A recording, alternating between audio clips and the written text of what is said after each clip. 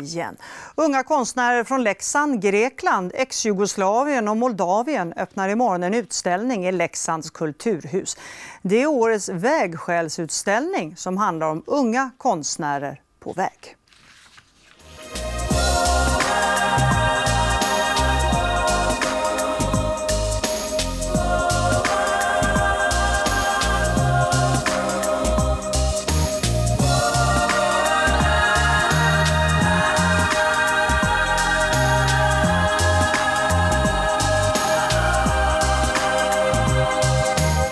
Deras verk ser inte alltid ung. Ibland ser ganska seriös och ibland ser ganska lekfull och så vidare.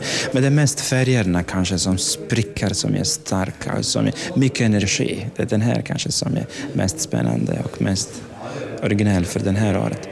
What do you want to express with your art? My culture and my own soul, my own country. Det är en utställning som skiljer sig från de tidigare så kallade vägskälsutställningarna i Leksand. Här har tidigare etablerade konstnärer lockat flera tusen besökare till Kulturhuset i Leksand varje år. Den här gången är det yngre konstnärer som gäller, som vågar lite mer. I och med att man inte kanske har mejslat ut sina språkliga revir så finns det en större öppenhet i språket och det är himla kul. Det är jättekul. Det är roligaste på länge det här. Det handlar i grund och botten om en förhoppning att kunna skapa en mötesplats, en bro mellan konstriktningar och mellan lokala, nationella och internationella konstnärer.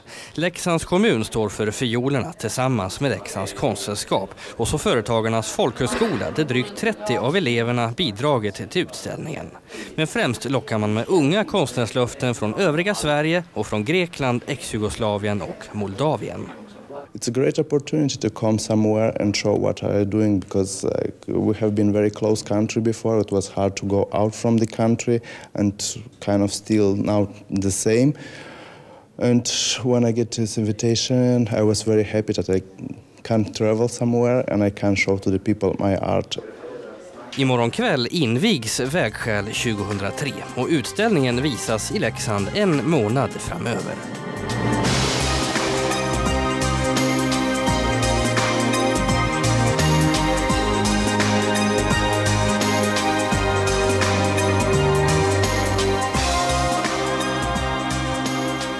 Efter konst så är vi då framme vid